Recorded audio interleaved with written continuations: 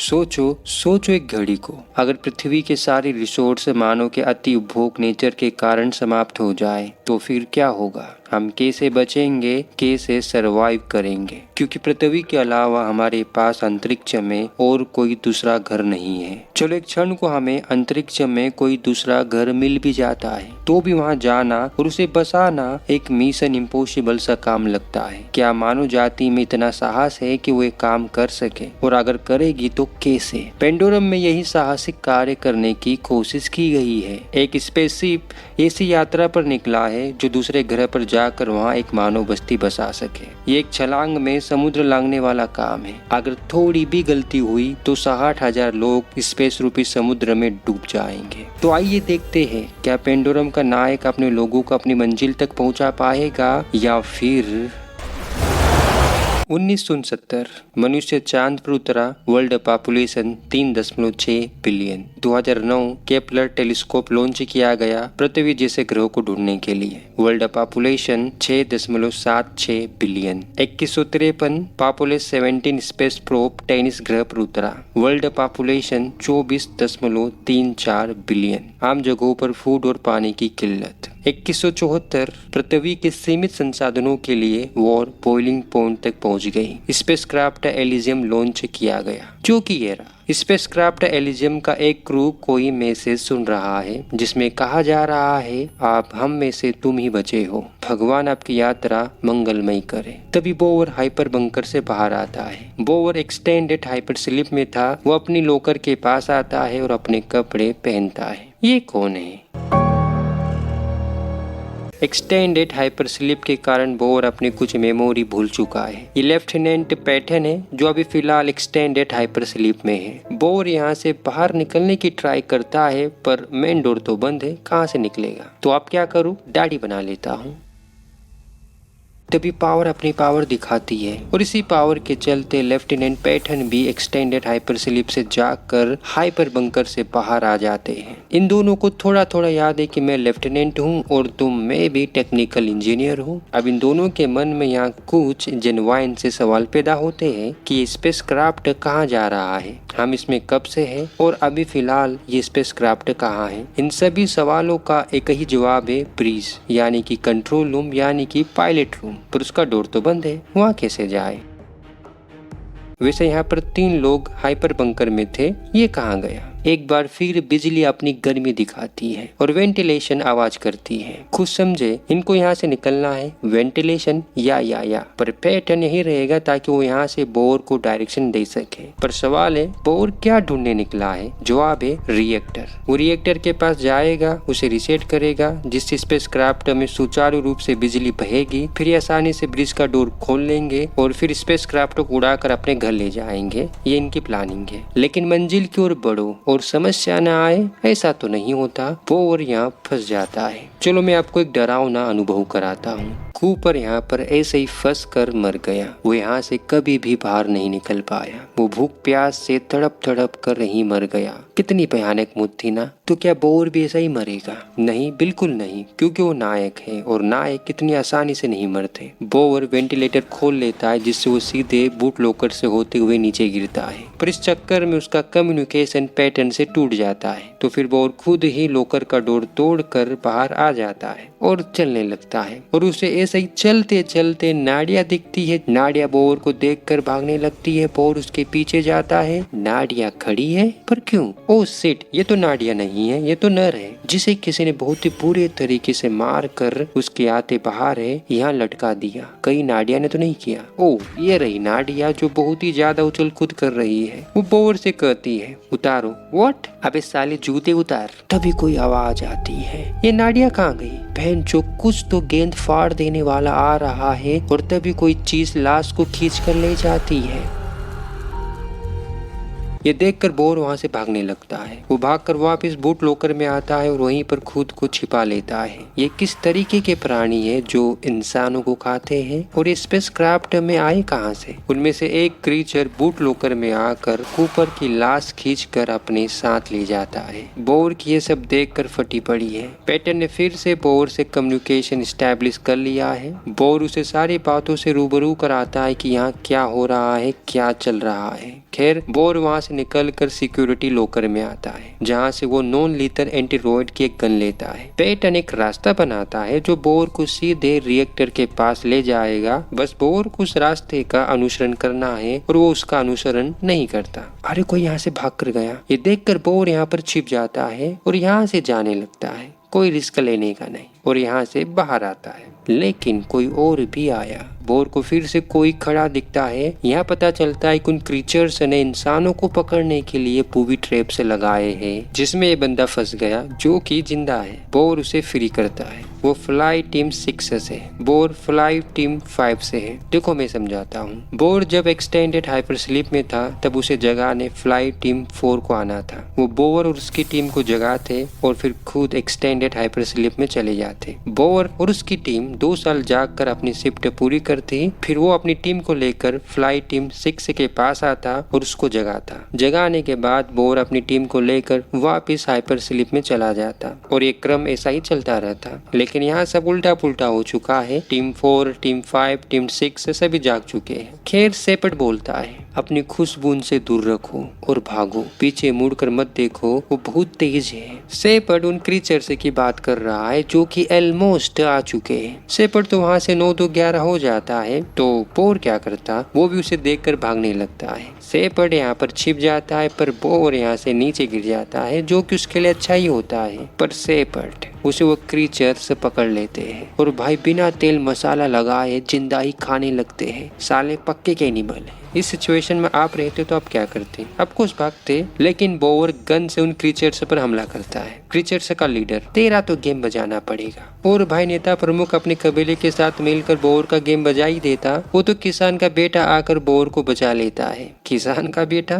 हाँ, उसके हाथ पर AGR बना है। वो एग्रीकल्चर टीम से आया है, पर उसकी लैंग्वेज समझ में नहीं आ रही, ना तो मुझे और बोर को। इधर पैटर्न अलग पगला गया। वो बेवजह ही ब्रिज का डोर तोड़ने की कोशिश कर रहा है, जबकि उसे पता है नहीं टूटेगा, पर कर रहा है। आप उसे ये भी लगने लगा है कि उस पर कोई नजर रख रहा है और उसकी नाक से खून भी बाहर आने लगता है। ये सारे सिम्टम्स है एक बीमारी के। बोर किसान के बेटे को वहीं छोड़कर आगे निकल जाता है। वो हाउसिंग कंटेनर में आता है और गेस करो उसे यहाँ कौन मिलती है नाड़ा ढीला कर देने वाली नाडिया, जो बोर पर हमला करके उसे मार रही है। वैसे नाडिया को हैंडल करना काफी मुश्किल है। अच्छों के पसीने छूट जाए, मैं तो ऐसे ही मार खा लूं सच्ची में। और इनकी फाइट को किसान का बेटा भी ज्वाइन कर लेता है। वो दोबारा बोर को बचा लेता है। पर बोर इस मूवी का हीरो है ना, तो वो हीरो वाली हरकत करता है। वो इन दोनों को ऑफर करता है, क्यों ना हम तीनों मिलकर क्यों ना हम तीनों मिलकर एक टीम बन जाए। वो लड़की ही क्या जो नखरे ना करे। नाडिया पहले तो नखरे दिखाती है और फिर बोर की टीम को ज्वाइन कर लेती है। नाडिया उन्हें वहाँ ले जाती है जहाँ वो रहती है। एक्चुअली नाडिया इकोलॉजिस्ट है, यानी कि पर्यावरण वैज्ञानिक। इस सीप पर पृथ्वी के लगभग सारे जीवों के जीनोम, DNA, जीन, अंश जो भी बोलो उपलब्ध है। यार वो सब छोड़ो, नाडिया तू ये बता, तूने अपनी बॉडी को इतना अच्छा कैसे मेंटेन करके रखा है? ऐसा तू क्या खाती है यहाँ?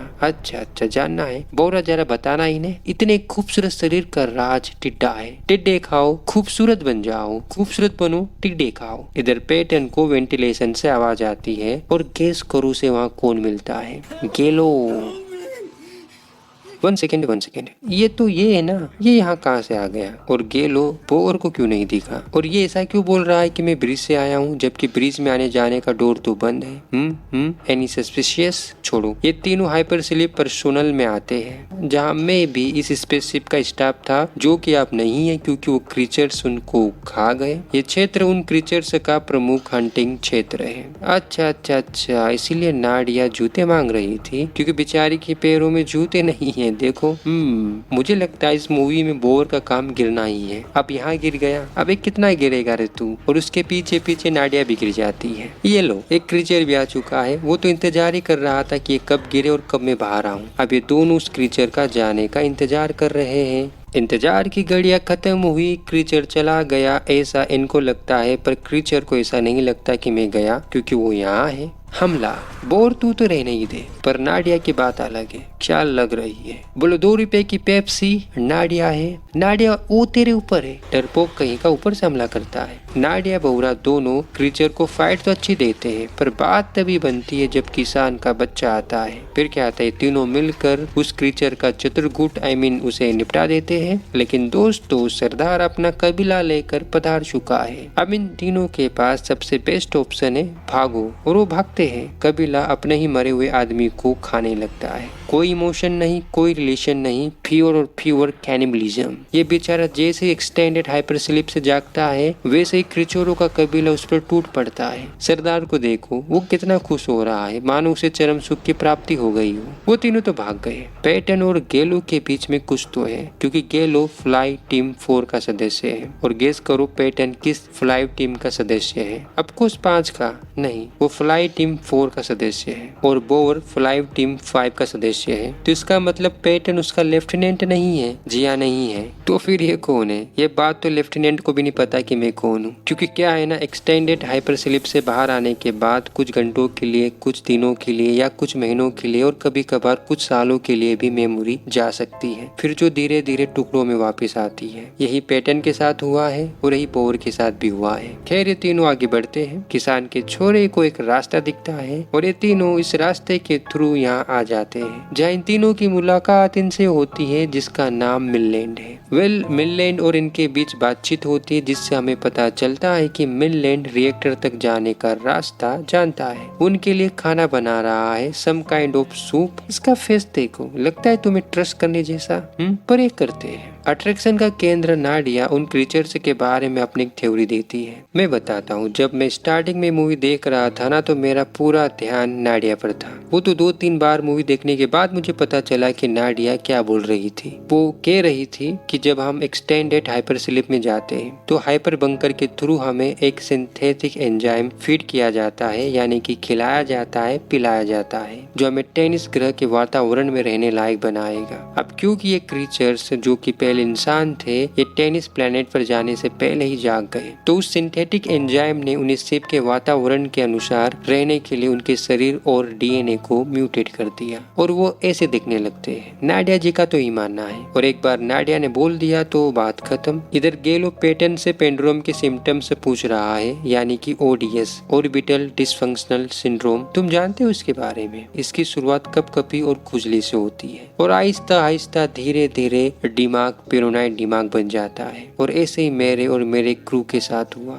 जब हमें पता चला कि पृथ्वी जा चुकी है, खत्म हो चुकी है, नष्ट हो चुकी है, तो हमारा स्पेशलिस्ट का पेंडोरम या ओडीएस, जो कि स्पेस में लंबे समय तक रहने से होती है, उसके कारण गेलो का मेंटली ब्रेकडाउन हुआ। दूसरे शब्दों में वो पागल होकर खुद को बचाने के लिए उसने अपने ही बाकी के क्रू को मार दिया। सिंपल शब्दों में बता देता हूँ, पेंडोरम एक ऐसी मानसिक बीमारी है जिसमें खुद को छोड़कर पेंडोरम पीड़ित व्यक्ति को लगता है कि पूरी दुनिया या उसके आसपास के लोग उसके लिए खतरा है, तो वो खुद को बचाने के लिए उन सभी को मार भी सकता है। इस मूवी में एक मिशन, ईडन मिशन का जिक्र हुआ है, जिसमें स्पेसशिप के एक पायलट को पेंडोरम हो जाता है, तो वो खुद को बचाने के लिए 5000 लोगों को स्पेस में मरने के लिए छोड़ देता है। मतलब मैं सही हूँ और ये 5000 जो स्पेस में मरेंगे वो इविल है। इनका तो ऐसा ही मानना है और यही पेंडोरम है। लेकिन ये लोग बेहोश क्यों हो रहे हैं? बोला था इस शकल पर विश्वास मत करो। खैर, मिललैंड का प्लान इन तीनों को कान से सुनना, ध्यान से सुनना, मार कर खाने का है। जी हाँ, पिछले कई महीनों से वो बेचारा सेवाल खाकर और इन दीवारों से रिस कर आने वाला पानी पी कर ही जीवित है, पर आज कुछ मजेदार खाने को मिलेगा। पर बोर उसे समझाता है, देख मेरे भाई, अगर मैंने रिएक्टर ठीक नहीं किया तो वैसे भी हम सभी मारे जाएंगे, क्योंकि कभी भी स्पेसशिप का रिएक्टर फेल हो सकता है, और अगर ऐसा हुआ तो हम में से कोई भी जीवित नहीं बचेगा। हमारे पास अंदाजे से मात्र 1 घंटा है। मानो या ना मानो,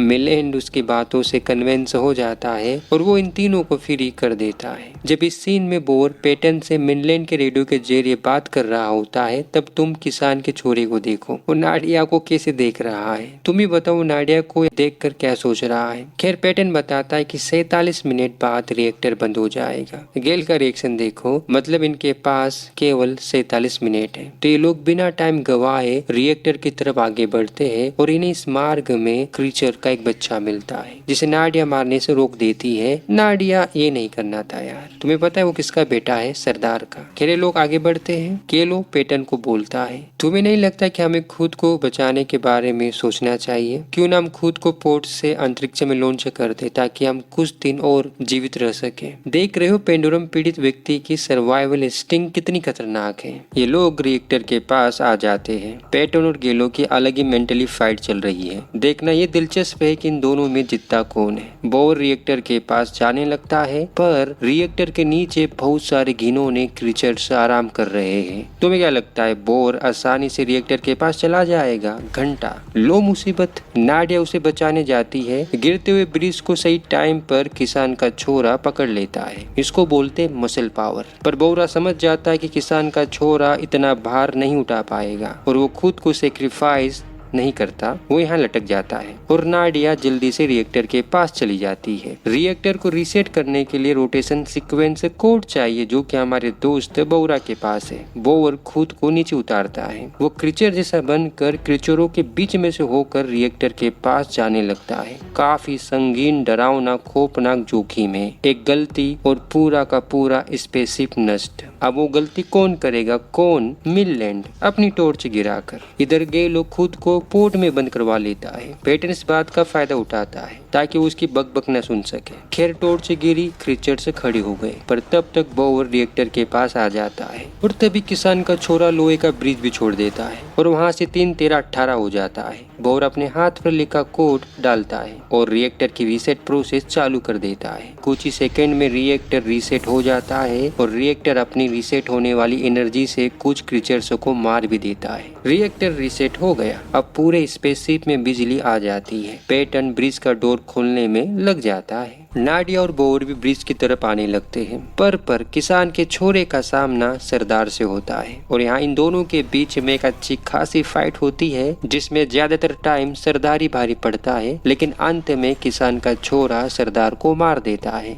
अंत भला तो सब भला। नहीं, किसान के छोरे ने गलती की है। सरदार के बेटे को जिंदा छोड़कर और वही बेटा उसका गला काट देता है। बच्चा नहीं था वो। मिललैंड ब्रिज में जाने का डोर बंद कर देता है जिससे दोनों यहाँ फंस जाते हैं। इधर गेल और पेटन के बीच में लड़ाई चालू हो जाती है और हमें यहाँ पर एक अद्भुत रहस्य के बारे में पता चलता है कि ये दोनों एक ही है। जी हाँ, एक्चुअली पेटन ही गेलो है। वो पहले ऐसे दिखता था और अब ऐसे दिख रहा है। एक्चुअली गेलो वाले जितने भी सीन हैं वो सारे पेटन के दिमाग में, जो कि खुद गेलो है, चलते हैं। पेटन का असली नाम गेलो है लेकिन जब वो एक्सटेंडेड हाइपर स्लीप से जागा तो उसकी मेमोरी चली गई, इसलिए वो खुद को लेफ्टिनेंट पेटन समझने लगा। उसने तो कब का लेफ्टिनेंट पेटन को मार दिया है। मिललैंड उसके पास आता है। गेलो उसे मार देता है। काफी भयानक था आंख में सुई चुभोना। गेलो ब्रिज में चला जाता है और आखिरकार ये दोनों भी डोर तोड़ते हुए खुद को क्रीचर से बचाते हुए ब्रिज में आ ही जाते हैं। बोरा की पूरी मेमोरी आ चुकी है। उसे पता चल गया कि पेटन यानी कि गेलो उसका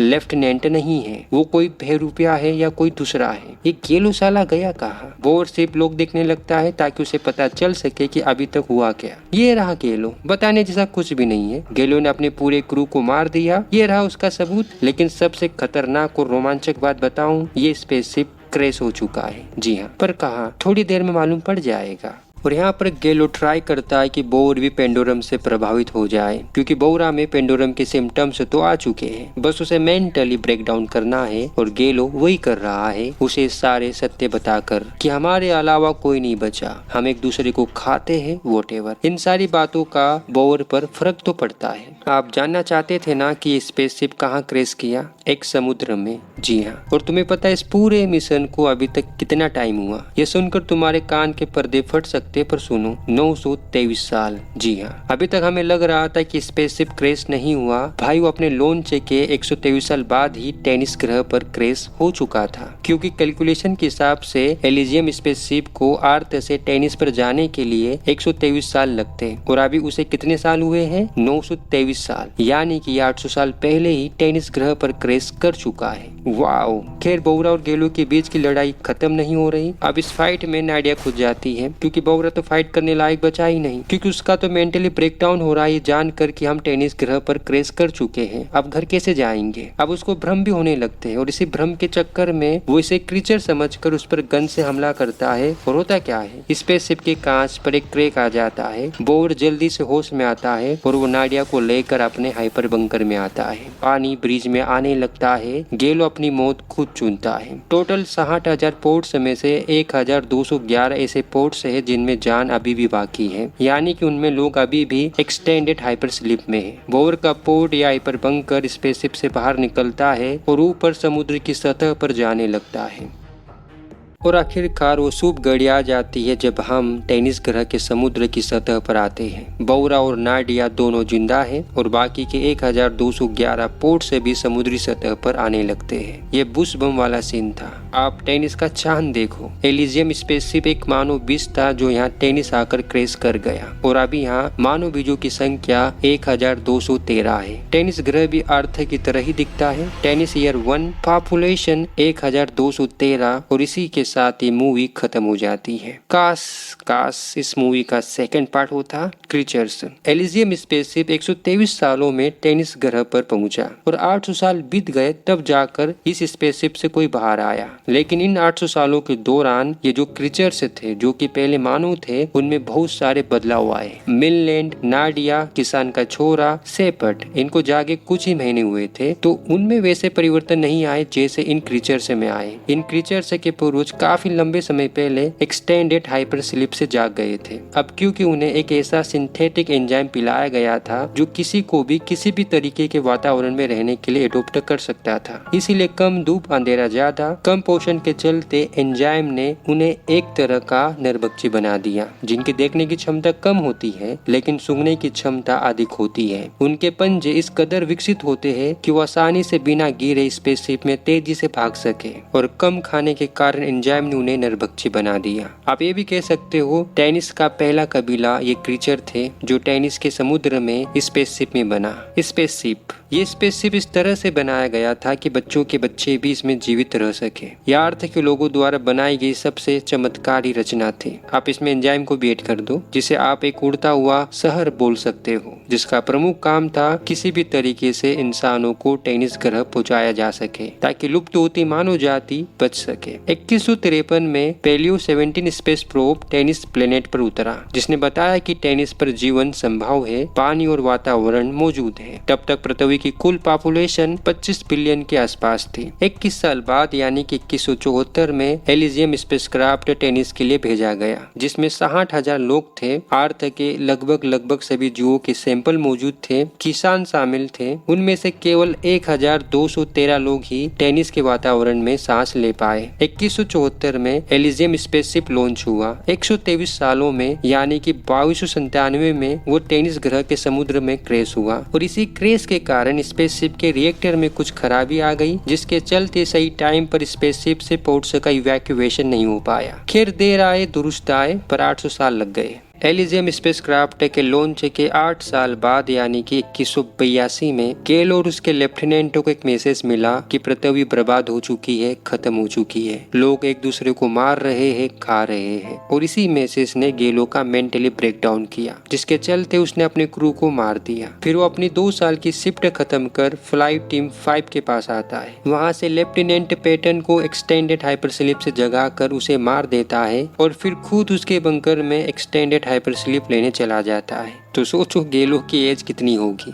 बोर एलिजियम स्पेसशिप लॉन्च होने से पहले ऐसे दिखता था। आप उसके पीछे का बैकग्राउंड देखो और उसके हुलिये को देखो जो बताता है कि पृथ्वी रहने लायक तो नहीं बची। ये सीन उसका एलिजियम पर आने से पहले का है और 923 साल बाद भी वो ऐसा ही दिखता है। तो आप अंदाजा लगाओ उसकी एज कितनी होगी। 950 साल के आसपास लग तो ऐसा ही रहा है, पर सवाल है हाउ। इसकी एक ही थ्योरी बनती है कि बोर 923 सालों तक एक्सटेंडेड हाइपर स्लीप में रहा, जिसके कारण उसकी एज नहीं बढ़ी। हाँ पता ये थ्योरी गले से नहीं उतरेगी, पर क्योंकि 1211 पोर्ट्स में अभी भी जीवन है और इस पोर्ट्स के सभी लोग एक्सटेंडेड हाइपर स्लीप में हैं, तो मैं भी एक्सटेंडेड हाइपर स्लीप में और हाइपर बंकर में एज बढ़ती ना हो या नाम मात्र की बढ़ती हो। बोर की एक मासूका भी थी ये वाली। जब बोर से पूछता है कि क्या तुम मेरे साथ टेनिस ग्रह चलोगी, तो डायरेक्ट मना कर देती है। लोग प्यार में जहन्नुम तक चले जाते हैं और इस मोहतरमा से अपने प्रेमी के साथ प्यार में एक ग्रह से दूसरे ग्रह नहीं जा पाई। अगर आप सोच रहे हो कि गेलो ऐसे से ऐसे कैसे बन गया, तो इसके पीछे भी सिंथेटिक एंजाइम है। गेलो 2 बार एक्सटेंडेड हाइपर स्लीप में गया था। जब वो पहली बार एक्सटेंडेड हाइपर स्लीप से जागा तो ऐसे दिखता था, लेकिन जब वो दूसरी बार एक्सटेंडेड हाइपर स्लीप में गया और जागा तो वो कुछ ऐसे दिखने लगा। बोर स्पेसशिप लॉन्च होने से लेकर 923 साल बीत जाने तक एक्सटेंडेड हाइपर स्लीप में ही रहा। वो इन 923 सालों के दौरान एक बार भी नहीं जागता, जबकि गेलो 2 बार एक्सटेंडेड हाइपर स्लीप में जाता है। एक बार स्पेसशिप लॉन्च होने पर, फिर वो 8 साल बाद जागता है जब वो पृथ्वी नष्ट होने की खबर अपने लेफ्टिनेंट के साथ सुनता है, जिसके कारण उसका मेंटली ब्रेकडाउन होता है और वो अपने क्रू को मारकर दूसरी बार पेटन के बंकर में एक्सटेंडेड हाइपर स्लीप में जाता है। कहने का मतलब ये है कि गेलो 2 बार एक्सटेंडेड हाइपर स्लीप में जाता है, जिसके कारण उसके शरीर में एंजाइम डिसबैलेंस हो जाता है, यानी कि कम ज्यादा हो जाता है। तो एंजाइम खुद को उसके शरीर में एडोप्ट करने के लिए उसमें कुछ बदलाव करता है एंड देन वो ऐसा बन जाता है। यही एक थ्योरी है मेरे पास गेलो की ऐसे बनने की। अगर हमारा काम अच्छा लगा तो प्लीज सबर कराए सर प्लीज वीडियो को लाइक शेयर कमेंट करें, चैनल को सबर कराए सर सब्सक्राइब करें। मिलते हैं नेक्स्ट वीडियो में, अभी के लिए बाय बाय।